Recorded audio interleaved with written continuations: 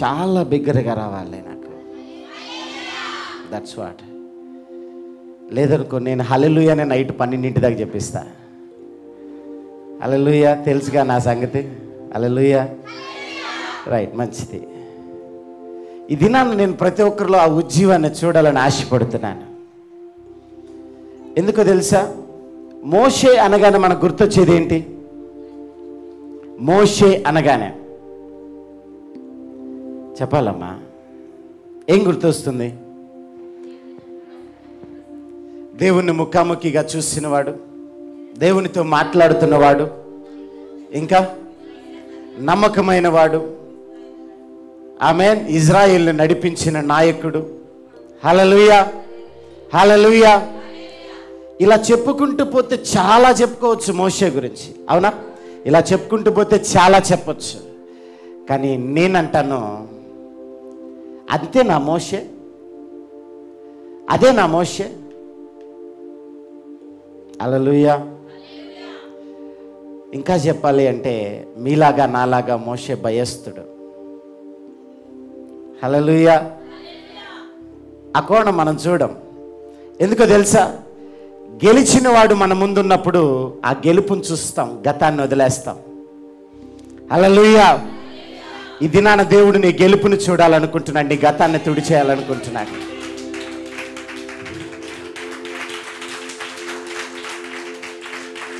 హల్లెలూయా. ఎందుకో తెలుసా? గెలుపు నీ గతాన్ని చెరిపేస్తుంది. సాక్ష్యం నీ బ్రతుకుని ఒక ఉజ్జీవంతుడికి నడిపిస్తుంది. హల్లెలూయా. ఇంకో మాట చెప్పనా? మోషే హంతకుడు. హల్లెలూయా. మోషే భయస్థుడు. కానీ అవన్నీ మనం మర్చిపోయాం. ఎందుకు? ఆయన గెలిచాడు గనక. హల్లెలూయా. అయితే నేనంటాను, ఈ రోజున మోషేని ఇక్కడ నిలబెట్టి మోషేతో మనం ఒకవేళ మోషేని ఇంటర్వ్యూ చేస్తే మోషే ఒక మాట చెప్తాడు. మోషే, నువ్వు గెలవటానికి ఆ ప్రథమ మెట్టు ఏదో ఒకటి ఉంటుంది, అవునా? ఆరంభంలో ఒక మెట్టు ఉంటుంది. ఆ మెట్టు ఏమై ఉంటుందో ఒకసారి మాతో చెప్పవా? ఏంటి, ఎవరు అడగరా? మోషేని అడగండి నాతో చెప్పమని. హల్లెలూయా హల్లెలూయా. ఆ ప్రథమ మెట్టు మనకు తెలిస్తే గెలిచిన వారి యొక్క విజయ పదములో మనం కూడా వారి వెనక మనం నడవగలుగుతాం. ఇప్పుడు మోషే ఎవరు? గెలిచినవాడు. గెలిచిన వాడి గతాన్ని నువ్వు జ్ఞాపకం చేసుకుంటావా? చేసుకో. ప్రతి ఒక్కరికి ఒక గతం ఉంది. ప్రతి ఒక్కరికి ఒక గతంలో ఒక చేదు ఉంది. నువ్వు గతాన్ని చూస్తున్నావేమో, నా దేవుడు నీ పై రూపాన్ని చూడలా, ఆంతరంగిక హృదయాన్ని చూశాడు. ఇంతకాలం నువ్వు అవమానపడుతున్నావేమో, ఇంతకాలం బలహీనతలో ఉన్నావేమో, నీ బంధుమిత్రులు నీ లోపాన్ని చూస్తున్నారేమో, నా దేవుడు నిన్ను గెలిచిన వాడిగా చూడబోతున్నాడు. నా దేవుడు నిన్ను ఒక సాక్షిగా చూడబోతున్నాడు. నా దేవుడు ఒక విజయ పదములో నిన్ను నడిపించబోతున్నాడమ్మా. హల్లెలూయా హల్లెలూయా. సో దానికి ప్రధానంగా నిజానికి నీలాగా నాలాగా ఒక సాదా సీదా వ్యక్తి మోషే. మోషే ఎలాంటి వ్యక్తి అంటే, మోషే జీవిత విధానము నిజానికి చాలా దారుణమైన జీవితం అదే. ఎందుకు అంటే మోషే నిజానికి చాలా అద్భుతంగా బ్రతకాలని ఆశపడ్డాడు. కానీ చివరికి ఆ రాజరికం నుంచి భయము గుప్పిట్లోకి వచ్చేసాడు. ఆ భయానికి 40 ఏళ్ళు బానిసగా బ్రతికాడు. ఎన్నేళ్ళు? 40 ఏళ్ళు భయము గుప్పిట్లో బానిసగా బ్రతికాడు. కానీ ఒక సూత్రం ఉంటుంది. దేవుడు ఒక మాట చెప్తాడు. ఏమన్నా తెలుసా? ఒకసారి బైబిల్ తెరిచి మాట చదవండి ఒకసారి. లేవియాకాండం 6వ అధ్యాయము 13వ వచనం. లేవియాకాండం 6వ అధ్యాయం 13వ వచనం. Leviticus chapter 6 and verse 13. బలిపీఠము మీద అగ్ని నిత్యము మండుచుండవలెను, అది ఆరిపోకూడదు. చాలమ్మా. ఏమనుంది? బలిపీఠము మీద అగ్ని నిత్యము మండుచుండవలెను, అది ఆరిపోకూడదు. హల్లెలూయా హల్లెలూయా. ఆ బలిపీఠం ఎవరో కాదు, నువ్వే. ఆమేన్, ఆమేన్. గట్టిగా చప్పట్లు కూడా దేవుడిని మనకి కనపరుద్దాం.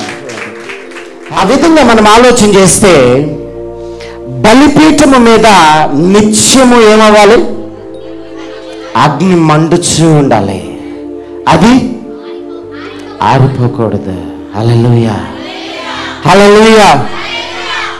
నిజానికి నేను గత సందర్భంలో ఒక వాక్యం చెప్పాను. అపోస్తుల కార్యంలో మనకు ఒక బలిపీఠం ఉంటుంది.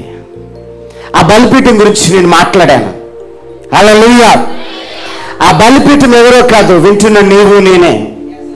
హల్లెలూయా. దేవుని సముఖముందు బలియాగముగా సమర్పించబడుతున్న బలిపీఠము ఎవరో కాదు, అది నువ్వు నేనే. ఆమేన్. కానీ బలిపీఠానికి ఒక నియమం ఉంది. ఏంటంట?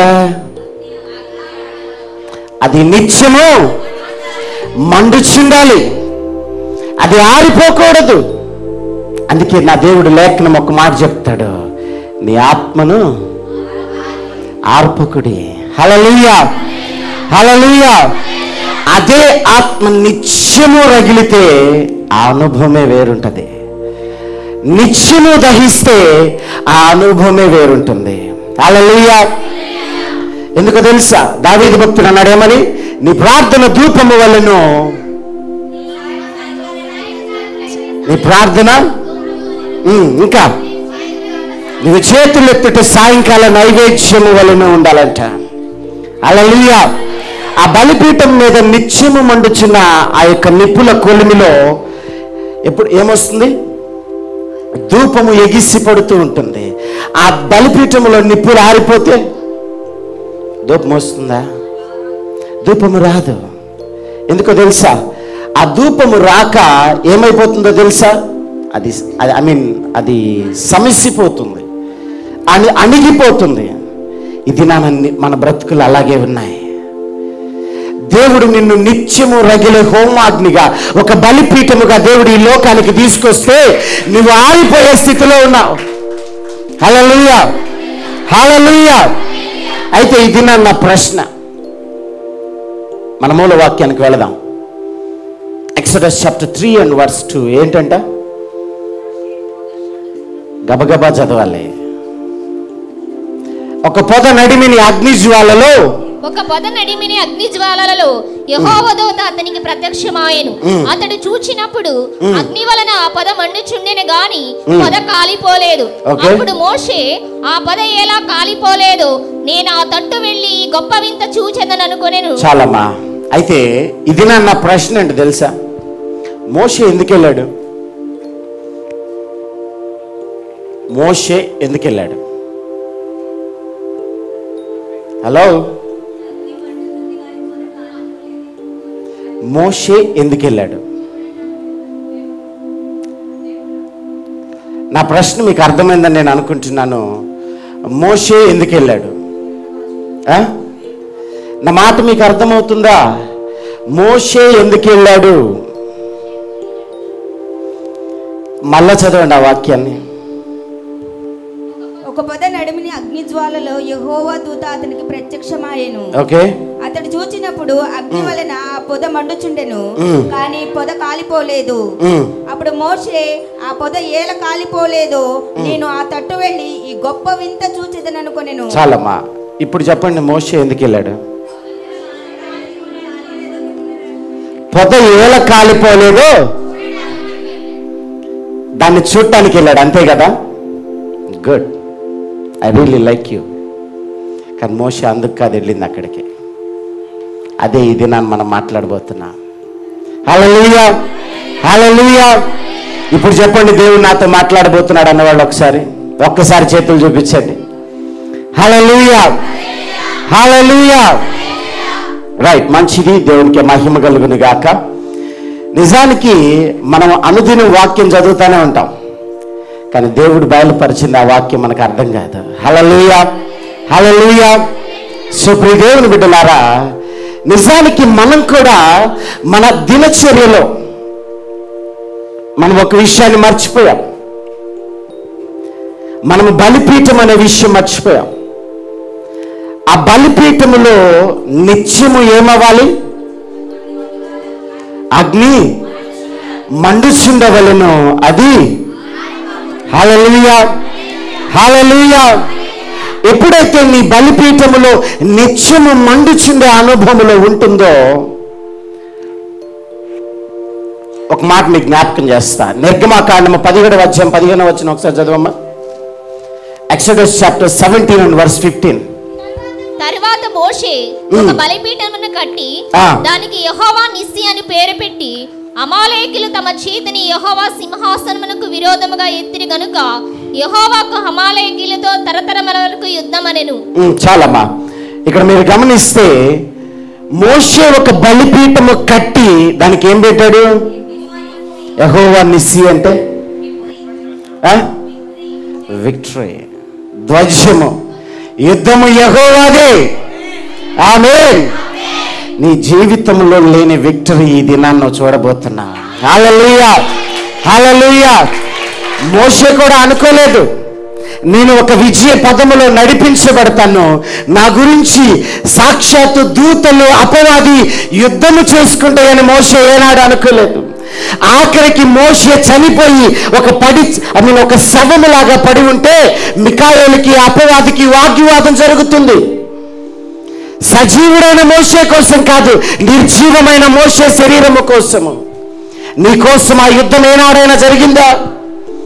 మరణించినా కూడా అతను గెలిచిన వాడుగానే ఉన్నాడు. హల్లెలూయా, హల్లెలూయా. సో ప్రియ దేవుని బిడ్డలారా, నిజానికి అక్కడ మీరు గమనిస్తే ఈ దినాన్ని మనతో మాట్లాడబోతున్నది ఎవరో తెలుసా? ఇద్దరు వ్యక్తులు మనతో మాట్లాడబోతున్నారు. ఇప్పుడు చదవబడిన లేఖన భాగంలో ఇద్దరు వ్యక్తులు ఉన్నారు. ఎవరు వాళ్ళు? పెద్దగా చెప్పాలి. ఎవరెవరు ఉన్నారు? ఇద్దరు వ్యక్తులు ఉన్నారు అక్కడ.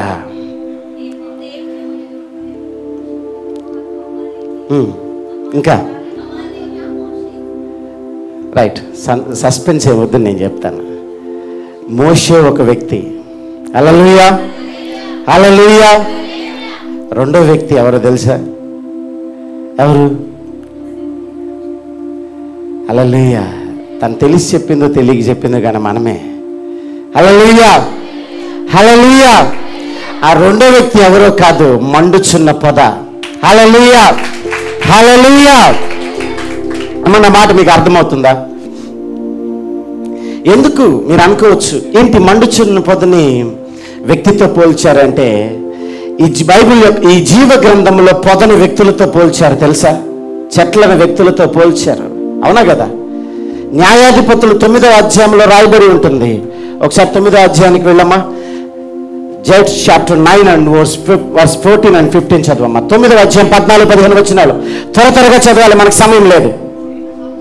అప్పుడు చెట్లన్నీ నీవు వచ్చి మమ్మను ఏలుడని ముండ్ల పొద యొద్ద మనవి చేయగా, ముండ్ల పొద, మీరు నిజముగా నన్ను మీ మీద రాజుగా నియమించగన గోరిని ఎడల రండి, నా నీడను ఆశ్రయించుడి, లేదా అగ్ని నాలో నుండి బయలుదేరి లెబానోను దేవదారు చెట్లను కాల్చివేనని చెట్లతో చెప్పెను. చాలమ్మా. ఈ చదవబడిన లేఖన భాగాన్ని మనం ఒకసారి స్పష్టంగా గమనిస్తే ఆ వృత్తాంతం మీకు తెలియజేస్తాను. అది గిద్యోను సందర్భం. ఓకే, ఆ గిద్యోను సందర్భంలో గిద్యోనుకు ఒక కుమారుడు ఉంటాడు. ఆ యొక్క ఉపపత్నికి పుట్టిన కుమారుడు ఎవరు? అతను అబీమెలెకు. ఆ అబీమెలెకుకు పోల్చబడిందే ఈ ముండ్ల పొద. హల్లెలూయా. ఈ ముండ్ల పొద నిజానికి అక్కడ ఎలా మనకు కనపడుతుందంట? అక్కడ 4 చెట్లు ఉంటాయి. ఏమిటి ఆ 4 చెట్లు? ఒలీవ చెట్టు, అంజూరపు చెట్టు, ద్రాక్షవల్లి, ముండ్ల పొద. అంటే ఇప్పుడు ముండ్ల పొద దేనికి పోల్చబడింది? వ్యక్తికి పోల్చబడింది. రైట్, హల్లెలూయా, హల్లెలూయా. సో ఇప్పుడు ముండ్ల పొద వ్యక్తే కాదా? హల్లెలూయా, హల్లెలూయా. సో ఇప్పుడు అక్కడ ఉన్న ఇద్దరు వ్యక్తులు ఎవరెవరు? మోషే, గుడ్, మండుచున్న పొద, మనము, అది మీకు తర్వాత అర్థమవుతుంది. ఓకే, మండుచున్న పొద. అయితే ఇక్కడ ఒక మాట మీకు జ్ఞాపకం చేస్తాను. నిజానికి మోషే దేన్ని చూస్తున్నాడు? మండుచున్న పొదని చూస్తున్నాడు. హల్లెలూయా. మండుచున్న పొద ఎలా కాలిపోలేదో అటువైపు వెళ్ళి ఈ గొప్ప వింతను చూద్దామని వెళుతున్నాడు. హల్లెలూయా. కానీ ఒకటి గమనిస్తున్నారా మీరు? అక్కడ ఒకటి గమనిస్తున్నారా? దేవుని దూత సాక్షాత్ అక్కడ ప్రత్యక్షమైంది. ఆ దూతని చూడలేదు మోషే. హల్లెలూయా, హల్లెలూయా. అర్థమవుతుందన్నమాట. అక్కడ పైన వచనంలో ఏమనుంది? యెహోవా దూత ప్రత్యక్షమైన. ఆ ప్రత్యక్షమైన దూతను చూడటం లేదు మోషే, కానీ వింతని చూస్తున్నాడు మోషే. ఆ వింతని చూస్తున్నాడు కానీ ప్రత్యక్షమైన దూతని చూడటం లేదు. కానీ ఆశ్చర్యకరమైన సంఘటన ఏంటో తెలుసా? సజీవులైన మనము మన దినచర్యలో దేవుణ్ణి చూడలేని స్థితిలో ఉన్నాం. దేవుడు మన కన్నుల ఎదుటనే కనపడుతున్నాడు. మన హృదయాంతరంగంలో ఉండి మనల్ని ఆలోచింపచేస్తున్నాడు. మన దినచర్యలో మనకి దేవుడు ఎప్పుడు తోడై ఉన్నాడు. అయినా సరే మనం దేవుణ్ణి చూడలేకపోతున్నాం.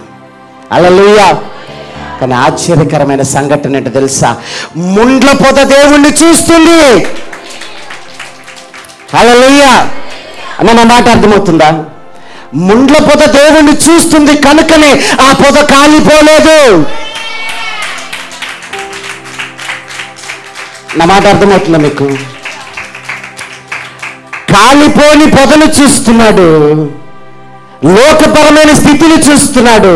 దానికి పైగా ఉన్న సజీవుడైన దేవుణ్ణి చూడటం లేదు. హల్లెలూయా. మన బ్రతుకులు కూడా అలాగే ఉన్నాయి. ఎందుకు తెలుసా? సజీవుడైన దేవుణ్ణి చూడటం మానేశాం మనం. లోకపరమైన స్థితిగతులని, లోకంలో ఉన్న భయకంపితమైన వాతావరణాన్ని మనల్ని భయం పెడుతూ, మనల్ని మభ్య పెడుతూ, మనల్ని లోబరుచుకుంటున్న పరిస్థితుల్లో చూస్తున్నాం. కానీ దేవుడు నీ కన్నుల ఎదుటనే ప్రత్యక్షమై ఉన్నాడు. హల్లెలూయా, హల్లెలూయా. మోషే చూశాడా? కానీ మొదట ఏమేమి రాయబడి ఉంది? ఏమనుంది అక్కడ? యెహోవా దూత అతనికి ప్రత్యక్షమాయను. ముండ్ల పొదకి ప్రత్యక్షమవలా. ఎవరికి ప్రత్యక్షమయ్యాడు? అతనికి ప్రత్యక్షమయ్యాడు. కానీ మోషే ఆ ముండ్ల పొదను చూస్తున్నాడు. కానీ ప్రత్యక్షమైన అది అక్కడ ప్రత్యక్షమైంది దూత కాదు, దేవుడు. హల్లెలూయా, హల్లెలూయా. ఆ దూతను చూడటం లేదు. కానీ ఆశ్చర్యకరమైన సంఘటన ఏంటో తెలుసా?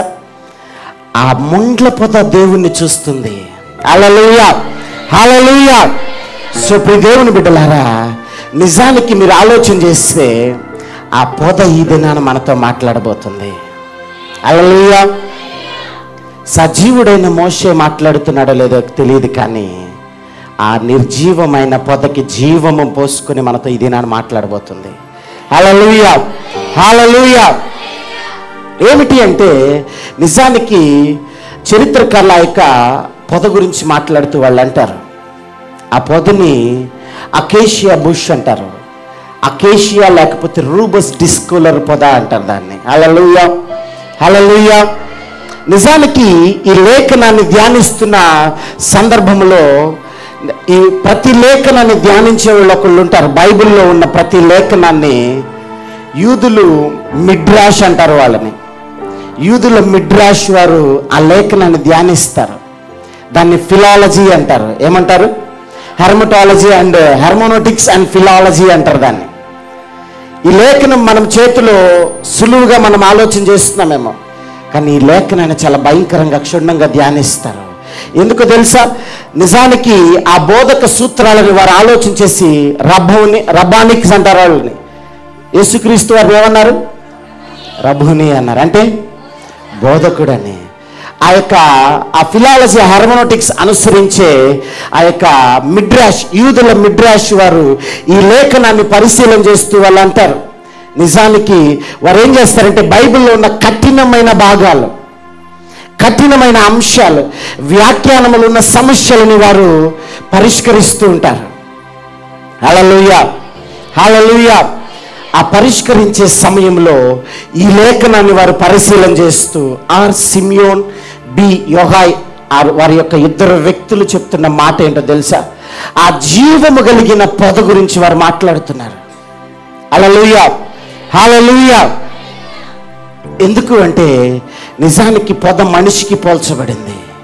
హల్లెలూయా. కానీ అక్కడ పొద ఏమవుతుందంట? ఏమని మళ్ళీ చదవాలి? మండుచున్నది కానీ కాలిపోలేదు. హల్లెలూయా. ఆ మండే అనుభవము ఈ దినాన మన బ్రతుకులో ఉందో లేదో మనం ఆలోచన చేసుకోవాలి. హల్లెలూయా. ఎందుకు అంటే నిజానికి మోషే మండుతున్న పొదని చూస్తున్నాడు, కానీ సాక్షాత్తు ప్రత్యక్షమైన దేవాతి దేవుణ్ణి చూడలేని స్థితిలో ఉన్నాడు. హల్లెలూయా. నిజానికి ఈ దినాన ఆ పొదతో వెళ్ళి మాట్లాడితే ఆ పొద మనతో మాట్లాడుతున్న అంశం ఏంటో తెలుసా?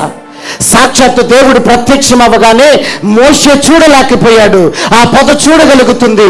ఆ పొద సాక్షాత్తు దేవాతి దేవునికి సంపూర్ణంగా తను తాను అప్పగించుకుంది. హల్లెలూయా. ఎందుకు తెలుసా? అప్పగించుకుంది కనుకనే దేవుడు ఆత్మవశుడుగా ఆ పొద మీదకి వచ్చేసాడు. హల్లెలూయా, హల్లెలూయా. ఆత్మవశుడుగా ఆ పొద మీదకి వచ్చేసాడు. ఆ పొద మీదకి వచ్చినప్పుడు ఆ పొద మండుచున్నది. ఎక్కడ లేని వింత అది. ఒక ఇజ్రాయేలు సామ్రాజ్యంలోనే, ఇజ్రాయేలు ఆ యొక్క భూభాగంలోనే ఆ మండుచున్నది పొద. నిజానికి అది ఒక గొప్ప వింత. హల్లెలూయా. ఆ గొప్ప వింతని చూస్తున్నాడు మోషే. మనం కూడా అంతే, అవునా? మనం కూడా వింతలు, అద్భుతాలు, ఆశ్చర్యాలు ఇవేనా? హల్లెలూయా. కానీ ఈ దినాన మనతో మండుచున్న పొద మాట్లాడుతుంది. ఏమన్నా తెలుసా? ఆ మండుచున్న పొద నిజానికి మనం ఆరిపోతున్న మన బ్రతుకుకి సూచనగా అక్కడ నిజానికి చెప్పాలి అంటే ఆ యొక్క ముండ్ల పొద గురించి ఆ మిడ్రాష్ వాళ్ళు మాట్లాడుతూ అంటారు. ఆ మండుచున్న పొద ఏంటో తెలుసా? ఇజ్రాయేలీయులకి సూచనగా ఉంది. ఈ దినాన నీకు నాకు సూచనగా ఉంది. ఆ మండుచున్న పొదకి ప్రపంచంలోనే అత్యధికమైన ముళ్ళు కలిగి ఉన్నాయంట. ఏమున్నాయి? ప్రపంచంలోనే అత్యధికమైన ముండ్లు కలిగి ఉన్న పొద ఆ యొక్క మండుచున్న పొద. ఆ మండుచున్న పొద అక్కడ మండుచున్నది, కానీ ఏం జరుగుతుంది? కాలిపోలేదు. హల్లెలూయా. నీ బ్రతుకులో ఉన్న భయం కూడా ఇదే. హల్లెలూయా. నిజానికి నీ హృదయం ఎప్పుడైతే మండుచుందో, ఎప్పుడైతే నువ్వు దేవుని ఆత్మకు నువ్వు అప్పగించుకుంటావో, నిన్ను నువ్వు సిద్ధపరుచుకొని నీ బ్రతుకుని దేవాతి దేవునికి అప్పగించుకుంటావో, నా దేవుడు నీ హృదయాన్ని మండించబోతున్నాడు. నమ్మిన రామే నేను చెప్తామా? హల్లెలూయా, హల్లెలూయా. నిజానికి మండే అనుభవం మనకు కావాలి. ఆ మండే అనుభవం మనకున్నదా? నిజానికి బలిపీఠము మీద నిప్పులు ఏమవుతున్నాయంట చెప్పాలి? నిత్యము మండుచున్నది, కానీ ఆరిపోలేదు. హల్లెలూయా, హల్లెలూయా. దేవుని బిడ్డలారా, నిజానికి మనం ఆలోచన చేస్తే, అక్కడ ఉన్న సందర్భాన్ని మనం ఆలోచన చేస్తే, సాక్షాత్తు మండుచున్న పొద మండుచున్నది, కానీ అది కాలిపోవటం లేదు. కానీ అక్కడ ఉన్న మోషే మండుచున్న పొదను చూస్తున్నాడు, కానీ సజీవుడైన దేవుణ్ణి చూడలేకపోతున్నాడు. ఈ దినాన మన బ్రతుకుల్లో కూడా సజీవుడైన దేవాతి దేవుణ్ణి విడిచి లోకపరమైన స్థితిగతులు మనం అనుసరిస్తున్నామేమో. ప్రియ సహోదరి సహోదరుడా, నిజానికి నీకు ఆ సిద్ధపాటు ఉన్నదా? నిజానికి నీ బ్రతుకులో ఆ భయభక్తులు కలిగి నీవు నడుస్తున్నట్లయితే దేవాతి దేవుడు నీకు చేస్తున్న సూచన ఏంటో తెలుసా? బలిపీఠం మీద నిప్పులు ఎలాగ మండుచున్నాయో నిజానికి మన బ్రతుకులు అలా మండాలి. ఆమేన్, ఆమేన్, హల్లెలూయా. ఎందుకో తెలుసా? అక్కడ మనం ఒక సూచనగా ఉన్నది. ఆ మండుచున్న పొద నిత్యము మండుతుంది. నిత్యము మండుతుందా? చెప్పాలమ్మా. నిత్యము మండుతుందా? చెప్పాలి. నిత్యము మండుతుందా? ఆ మండుచున్న పొద ఏ పొదకి లేని ధన్యత దేవాతి దేవుడు ఆ ఒక్క పొదకే ఇచ్చాడు. ఎందుకో తెలుసా? అది ఇజ్రాయేలీయులకు సూచనగా ఉంది. ఎందుకంటే ప్రపంచంలో ఏ పొదకి లేని భయంకరమైన ముళ్ళు వారికి ఉన్నాయి. ఎందుకో తెలుసా? ప్రతి జీవితంలో ముండ్లుంటాయి, ప్రతి జీవితంలో బలహీనతలు ఉంటాయి, ప్రతి ఒక్క దినచర్యలో ఆటుపోటులు ఉంటాయి, ప్రతి జీవితంలో పాపపు భూయిష్టమైన స్థితిగతులు ఉంటాయి. వాటన్నిటినీ నా దేవుడు మండించబోతున్నాడు. వాటన్నిటినీ ఆ మంటలో దహించివేయబోతున్నాడు. ఆమేన్. నిజానికి ఆ మండుచున్న పొదలో ఒక పక్షి గనక చిక్కుకుంటే ఆ పక్షి బయటికి రావటం అనేది అసాధ్యం. హల్లెలూయా. నా బ్రతుకులో కూడా పాపము చిక్కుకొని అది బయటికి రాక ఆ పాపము నీళ్ళు ఏలుబడి చేస్తుందేమో, ఆ పాపము నిన్ను ఉక్కిరి బిక్కిరి చేస్తుందేమో. కానీ ఈ దినాన ఆ పాపాన్ని దహించి వేయటానికి నా దేవుడున్నాడు. నమ్మినవారు ఆమేనని చెప్దామా? హల్లెలూయా, హల్లెలూయా. నిజానికి ఆ సందర్భంలో ఇజ్రాయేలీయులు చాలా భయంకరమైన స్థితిలో ఉన్నారు. అవునా కదా? ఇజ్రాయేలీయులు ఎంత భయంకరమైన స్థితిలో ఉన్నారంటే ఐగుప్తు చెరలో బానిసలుగా ఉన్నారు. బైబిల్లో ఎవరి గురించి రాయబడిన విధముగా ఇనుప కొలిమి అని రాయబడి ఉంది. ఎవరి గురించి? ఐగుప్తీయుల గురించి. ఐగుప్తీయుల గురించి ఇనుప కొలిమి అని రాయబడి ఉంది. ద్వితీయోపదేశకాండం 4:20 ఒకసారి చూడమా. Deuteronomy chapter 4 and verse 20.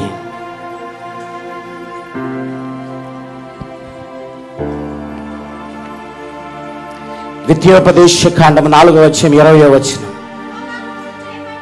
యెహోవా మిమ్మును చేపట్టి నేడున్నట్లు మీరు తనకు స్వకీయ జనముగా నుండుటకై ఐగుప్తు దేశం నుండి ఆ ఇనుప కొలిమిలో నుండి మిమ్మును రప్పించెను. హల్లెలూయా, హల్లెలూయా. ఈ విధంగా చెప్పుకుంటూ పోతే చాలా సందర్భాలలో 1 రాజులు 8:50, ఇర్మియా 11:4 కూడా ఆ విధమైన లేఖనాలు తెలియపరచబడ్డాయి.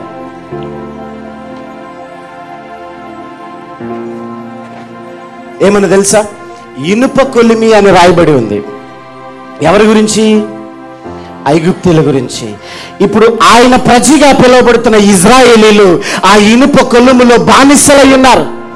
ఆ ఇనుప కొలిమిలో బానిసలై కొట్టుమిట్టాడుతున్నారు. హల్లెలూయా, హల్లెలూయా. సో ప్రియ దేవుని బిడ్డలారా, చాలా కఠినమైన శిక్షలు వ్యవహరించారు. వారి జీవితంలో ఎంత కఠినమైన శిక్షలు అంటే చూడండి, ఆ నిర్గమకాండం 1:13 ఉన్నది. ఒకసారి చదవమ్మా. Exodus chapter 1 and 13. ఇశ్రాయేలీయుల చేత ఐగుప్తీయులు కఠినముగా సేవ చేయించుకొనిరి. ఏం చేయించారంట? కఠినముగా సేవ చేయించారు. ఈ దినమున అపవాది నిన్ను చాలా కఠినముగా లోబరుచుకుంటుందేమో. హల్లెలూయా, హల్లెలూయా, హల్లెలూయా. చాలా దీనాతి దీనముగా ఈ లోకపరమైన పరిస్థితులకు నువ్వు లోబడుతున్నావేమో. కానీ యెహోవా నిస్సి నీ పక్షముగా యుద్ధము చేసే దేవుడు ఉన్నాడు. నీ పక్షముగా ధ్వజమెత్తే దేవుడు ఉన్నాడు. ఎందుకో తెలుసా? నువ్వు రగిలే బలిపీఠం అని మర్చిపోకు. బలిపీఠము మీద నిత్యము హోమాగ్ని రగులుతూ ఉండాలి. ఆ రగిలే అనుభవంలో నుంచి నువ్వు కాంప్రమైజ్ అయిపోతున్నావేమో. ఆ మండే అనుభవం మర్చిపోయావేమో. ఆ మండే అనుభవం మర్చిపోయి ఎంతకాలమైందో. హల్లెలూయా. నిజానికి రక్షించబడిన అనుభవములు చాలా కొత్తగా బైబిల్ తీసుకొని నిత్యము చాలా మంది ఉంటారు కదా. ఆ రక్షించబడిన ఆరంభంలో రకరకాల విన్యాసాలు చేస్తారు విశ్వాసులు. హల్లెలూయా, హల్లెలూయా. పాస్టర్ గారిని ఏ పొద్దు అక్కడే కనపడి నాకు ఈ డౌట్ వచ్చింది, ఆ డౌట్ వచ్చింది. తప్పులేదు, మంచిదే. కానీ దాన్ని శాశ్వతపరుచుకోవడం చాలా ప్రధానం. హల్లెలూయా, హల్లెలూయా. ఆ యొక్క ఇనుప కొలిమి గురించి దేవుడు మాట్లాడుతున్నాడు. ఆ యొక్క ఇనుప కొలిమిలో దహించబడుతూ ఉన్న ఇజ్రాయేలీయులకు సూచనగా ఆ మండుచున్న పొద కనపడుతుంది. అపవాది చెరలో బానిసలుగా బ్రతుకుతూ అపవాదికి ఆత్మీయ పుత్రులుగా బ్రతుకుతున్న మన జీవితాలకి సూచనగా కనపడుతున్న ఆ మండుచున్న పొద. నిజానికి మోషే సహితము ఆ మండుచున్న పొదని ఒక వింతగా చూస్తున్నాడు. ఈ వింతైన పొద ఏమిటి అని చూడటానికి వెళ్ళాడు, కానీ ప్రత్యక్షమైన దేవుణ్ణి చూడటానికి వెళ్ళలేదు. కానీ ఆశ్చర్యకరమైన సంఘటన ఏంటి తెలుసా? ఆ మండుచున్న పొద దేవుణ్ణి చూస్తుంది కనుకనే అది కాలిపోలేదు. హల్లెలూయా, హల్లెలూయా. నిజానికి దేవుణ్ణి గనక నీవు అనుసరించి నిత్యము మండే హోమాగ్నిగా గనక నీవు ఉంటే నీవు ఒక వింతగా మారబోతున్నావు. ఆమేన్. ఆనాడు మండుచున్న పొద ఒక వింత అయితే ఈ దినాన మండుచున్న నీ జీవితము అన్య జనాంగమునకు ఒక వింతగా ఉండబోతుంది. హల్లెలూయా, హల్లెలూయా. ఎందుకు తెలుసా? నిజానికి మనందరికీ తెలుసు ఒక వృత్తాంతం. దానియేలు గ్రంథం మనందరికీ తెలుసు, అవునా?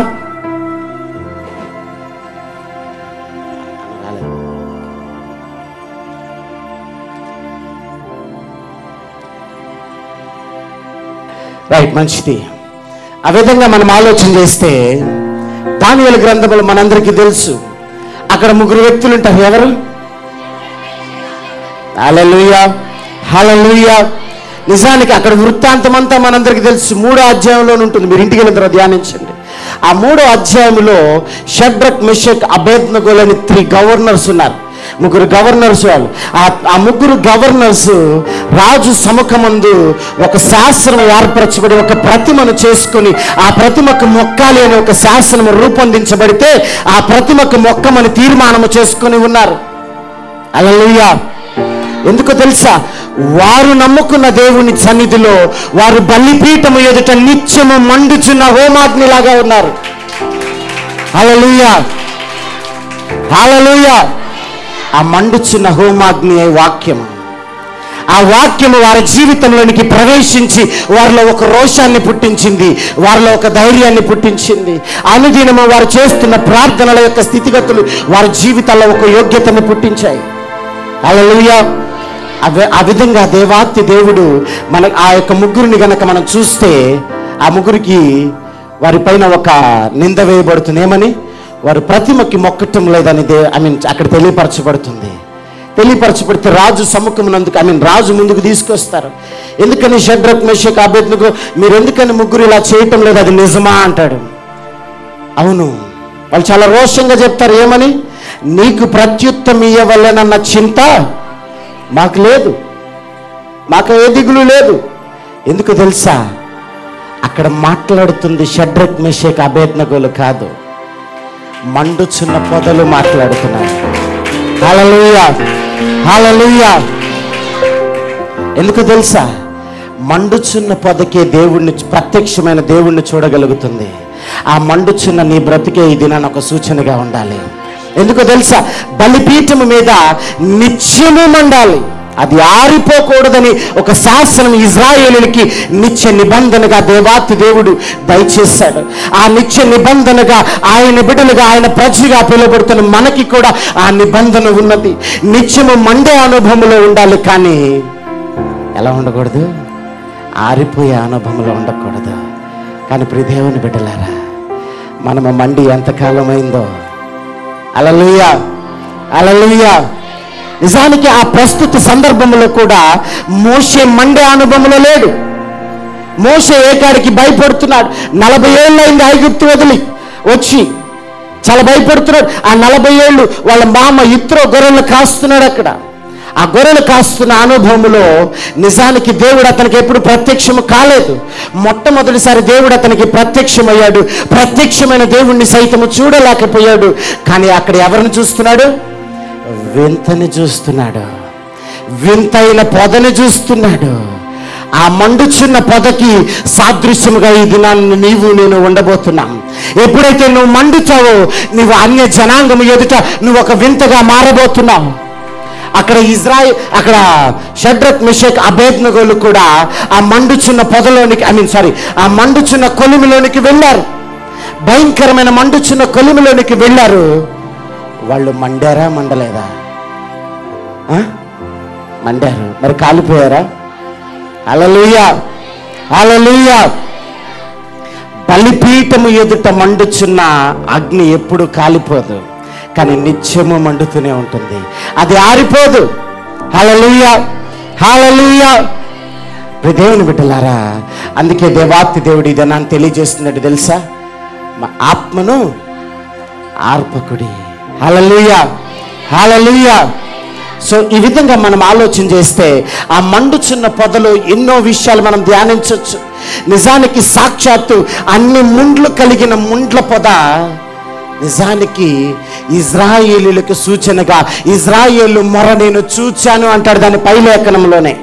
2వ వచనంలో 2వ అధ్యాయంలో కిందనే నేను చూచెను అని రాయబడి ఉంది. ఇజ్రాయేలీల మొర ఆయన సన్నిధికి చేరెను అని రాయబడి ఉంది. ఆ మొరని ఆయన విన్నాడు. ఈ దినాన నీవు నేను పెడుతున్న ఆ మొరని ఆయన వింటున్నాడు. ఆ మొర ఆయన సన్నిధికి చేరింది. ఆయన సాక్షాత్తు ప్రత్యక్షమయ్యాడు. మరి నీవు చూస్తున్నావా? హల్లెలూయా, హల్లెలూయా. ఆ మండుచున్న పొద చూడగలుగుతుంది, కానీ మోషే చూడలేకపోయాడు. మోషే సాక్షాత్తు ఆయన స్వరము విని, మోషే చెప్పులు విడువు, ఇది పవిత్ర స్థలం అన్నప్పుడు ఆ స్వరాన్ని వింటున్నాడు. చెప్పులు విడిచాడు. చాలా సందర్భం అక్కడ మాట్లాడాడు, కానీ మోషే సాకులు చెప్పాడు. ఏం చెప్పాడు? నత్తివాడిని అన్నాడు, నాకు సూచనలు కావాలన్నాడు, నీ పేరేంటన్నాడు. కానీ మండుచున్న పొద ఏ సాకు చెప్పలేదు, రానా మీదకి అన్నది. హల్లెలూయా. అందుకే మండుచున్న పొద మండుచున్నదిగానే ఉంది జీవితాంతం, అది కాలిపోలేదు.